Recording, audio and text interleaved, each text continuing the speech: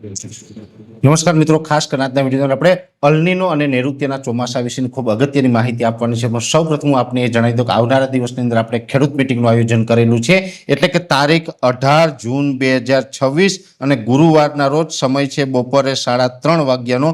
મિટિંગનું સ્થળ છે બંધન પાર્ટી પ્લોટ, મારુતિ દર્શન કોમ્પ્લેક્સની સામે, ભાવનગર રાજકોટ રોડ, ગામ સિંહોર, તાલુકો સિંહોર અને જિલ્લો ભાવનગર. આ ખેડૂત મિટિંગની અંદર આપણે હવામાન અને ઝેરમુક્ત ખેતી વિશેની ચર્ચા કરવાની છે. તો દરેક ખેડૂત ભાઈઓને આ મિટિંગમાં પધારવા માટે અમારું ભાવભર્યું આમંત્રણ છે. હવે જે ખાસ કરીને અલ્નીનો અને નૈઋત્યના ચોમાસાની વાત કરવાની છે, સૌપ્રથમ તો હું આપને અલ્નીનો વિશે જણાવી દઉં. આમ તો અલ્નીનો એટલે આપણે ઘણી વખત ચર્ચા કરી ચૂક્યા છે કે જે પ્રશાંત મહાસાગરનું તાપમાન છે નોર્મલ કરતાં વધી જાય છે, જેને અલ્નીનો કહેવાય. અને અલ્નીનો સક્રિય થાય એટલે કે પ્રશાંત મહાસાગરનું તાપમાન છે ઊંચું જાય ત્યારે નૈઋત્યના ચોમાસા ઉપર એની ખાસ અસર પડતી હોય. એમાં પણ દક્ષિણ એશિયાઈ તમામ દેશો આવી જાય. એમાં ભારત હોય, પાકિસ્તાન હોય, બાંગ્લાદેશ હોય, ભૂતાન હોય, મ્યાનમાર હોય, નેપાળ હોય કે અન્ય બીજા દેશો હોય, તમામ દેશો ઉપર આની અસર પડતી હોય છે. લગભગ પૃથ્વીના 50% કરતાં વધારે દેશો ઉપર એ ચોમાસા ઉપર અસર પડતી હોય. હવે આ વર્ષની વાત કરવા જઈએ તો આ વર્ષે અલ્નીનો સક્રિય થવાનો છે. અને અલ્નીનો સક્રિય થશે એટલું જ નહીં, એ નોર્મલ કરતાં થોડુંક વધારે સ્ટ્રોંગ બનશે, એટલે કે વધુ મજબૂત અલ્નીનો બનવાની સંભાવનાઓ છે. આ ચોક્કસ વાત છે. જો કે અત્યારની કન્ડિશન પ્રમાણે જોવા જઈએ તો અત્યારે હજુ અલ્નીનો પ્રભાવિત નથી થયો, સક્રિય નથી થયો, પણ ચોક્કસથી અત્યારથી એના લક્ષણો જોવા મળી રહ્યા છે. એટલે અલ્નીનો હવે આવનારા દિવસમાં ધીમે ધીમે સક્રિય થશે, એ મજબૂત થશે ત્યારે પણ અમારા તરફથી માહિતી આપવામાં આવશે. પણ હજુ આપણે અલ્નીનો એટલો બધો સક્રિય નથી થયો, જેની દરેક મિત્રોએ નોંધ લેવાની છે. એ હવે આવનારા દિવસમાં થશે. ખાસ કરીને નૈઋત્યના ચોમાસા ઉપર જે એની અસર પડતી હોય છે, એટલે આમ તો આ વર્ષે ભારતના ચોમાસા ઉપર પણ અસર પડવાની છે. એમાં ખાસ કરીને ઉત્તર ભારતના જે ભાગો છે એમાં તો ચોમાસું વધારે નબળું રહેવાની શક્યતા છે. પૂર્વ ભારતના ભાગોમાં પણ નબળું રહેશે. અને આ વાત છે આપણે ઘણી વખત કહી ચૂક્યા છે.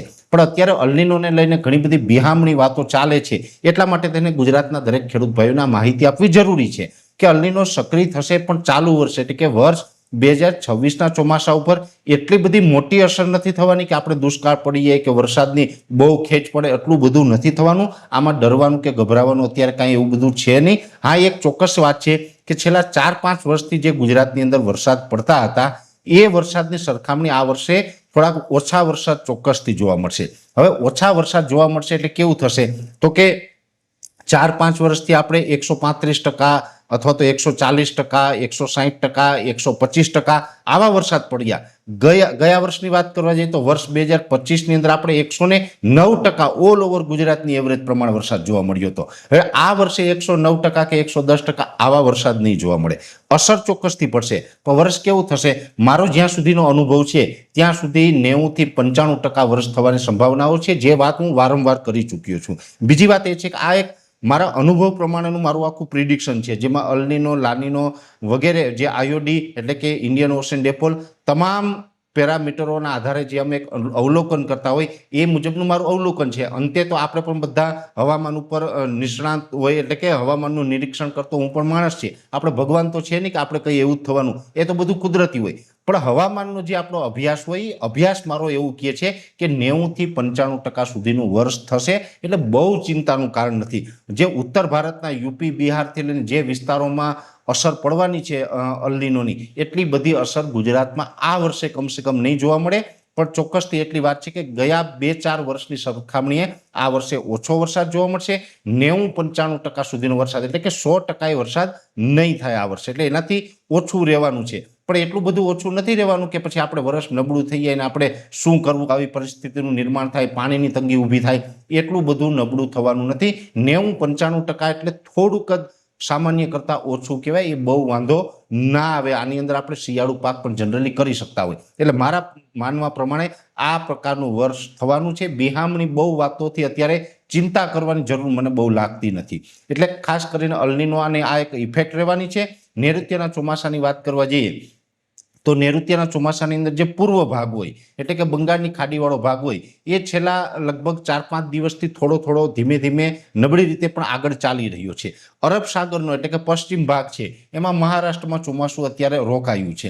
મહારાષ્ટ્રમાં ચોમાસું 8 તારીખથી સતત રોકાયું છે. જોકે હવે આને ધીમે ધીમે ભેજ અને અનુકૂળ હવામાન મળશે, ધીમે ધીમે નબળી રીતે પણ આગળ વધવાનું છે. આમ તો આજે 15 જૂન છે. સામાન્ય રીતે આજે ગુજરાતમાં ચોમાસાનો પ્રવેશ કરવાની તારીખ ગણવામાં આવે હોય, પણ આજે 15 જૂને ચોમાસાનો પ્રવેશ થયો નથી, પણ બની શકે કે 2-4 દિવસની અંદર ગમે ત્યારે ચોમાસું સક્રિય થશે તો ધીમે ધીમે ગુજરાતમાં પ્રવેશ કરી જશે. એટલે કે નોર્મલ તારીખમાં 1-2 દિવસ આગળ પાછળ થાય તો એને બહુ આપણે લેટ ન ગણી શકાય, પણ આ ચોમાસું છે એ નોર્મલ તારીખ આસપાસ આવવાની સંભાવના છે.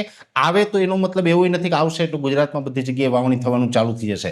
શરૂઆત છે નબળી રહેવાની છે. એ પણ હું ઘણી વખત કહી ચૂક્યો છું કે જે આ ઓછા વરસાદ પડવાના છે દર વર્ષની સરખામણીએ, એમાં જે ઘટ વરસાદની છે એ જૂન અને જુલાઈમાં જ જોવા મળશે. હવે અત્યારે આપણે જૂનમાં પણ અત્યારથી આ ઘટનો અનુભવ ચોક્કસથી થવાનો છે, જેમાં ખાસ કરીને અત્યારનો જે સમયગાળો ચાલે છે એમાં 15થી લઈને 2-4 દિવસની અંદર જે ચોમાસું આવે તો દક્ષિણ ગુજરાતની અંદર ચોમાસાનો પ્રવેશ થઈ જાય. બની શકે કે સૌરાષ્ટ્રના દરિયાકાંઠામાં વરસાદ પડે, પણ આ વરસાદ પડશે એ પણ ઓછા વરસાદ હશે.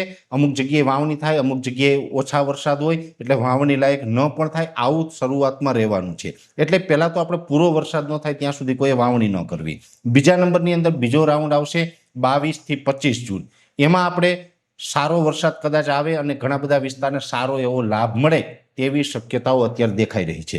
ત્રીજો રાઉન્ડ આવશે 28 જૂનથી લઈ અને 3 જુલાઈનો. એમાં સાર્વત્રિક ઓલ ઓવર ગુજરાતમાં ચોમાસું પહોંચી જાય એ પ્રકારની પરિસ્થિતિ રહેવાની છે. એટલે આ 3 રાઉન્ડની અંદર પણ જે દર વર્ષે વરસાદ પડતા હોય એના કરતાં થોડુંક ઓછું પ્રમાણ રહેશે. જુલાઈમાં સમયાંતરે વરસાદ પડતા રહેશે, પણ દર વર્ષે જુલાઈમાં પડે એના કરતાં ઓછું રહી શકે. 15 ઓગસ્ટ સુધી કદાચ આ પ્રકારની પરિસ્થિતિ રહી શકે.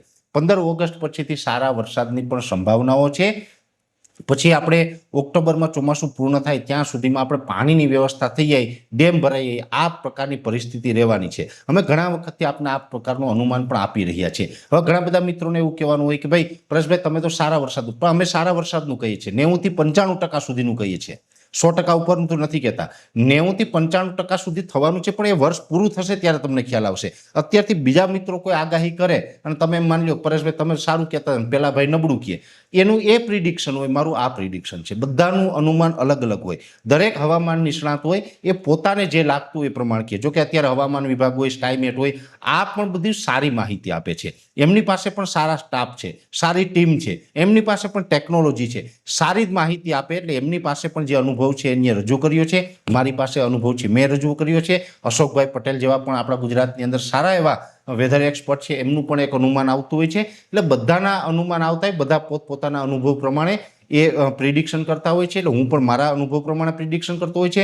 એટલે મારા અનુભવ પ્રમાણે મને એવું લાગે છે ભલે વાવણી 2-3 તબક્કામાં થશે એ આપણે પહેલેથી કહેતા આવીએ છીએ, અને શરૂઆતનું જે સેશન હોય એ નબળું પણ રહેવાનું છે. જુલાઈમાં પણ કદાચ નબળું રહી શકે, અરે 15 ઓગસ્ટ સુધી નબળું રહે, પણ 15 ઓગસ્ટ પછીથી વર્ષનું આખું ચિત્ર બદલાઈ જાય એ પ્રકારનું મને લાગી રહ્યું છે. એટલે પાણી પણ થઈ જશે, આપણે બધા શિયાળુ પાક પણ કરશું, ઘણી જગ્યાએ પાણીવાળા એરિયામાં તો ઉનાળુ પાક પણ થશે, આવું મને હજુ પણ લાગે છે. એટલે નૈઋત્યનું ચોમાસું અને અલ્નીનોની શું ઇફેક્ટ રહેશે એ વિશેની ખૂબ અગત્યની જાણકારી મને આપવા જેવું લાગતું હતું, એ મેં માહિતી આપવાનો પ્રયત્ન કર્યો છે. આ વિશેની વિશેષ માહિતી છે નેક્સ્ટ વિડીયોમાં આપવામાં આવશે. અત્યારે આ વિડીયોની અંદર એટલું જ. અંતમાં દરેક મિત્રોને વિનંતી રહેશે વિડીયોને લાઈક આપીને દરેક ગ્રુપમાં શેર કરી દેવો. જો તમે અમને યુટ્યુબ ઉપર જોઈ રહ્યા હોય તો ચેનલને સબસ્ક્રાઈબ કરજો, સાથે ફેસબુક તથા ઇન્સ્ટાગ્રામ આઈડીને પણ ફોલો કરજો. નમસ્કાર.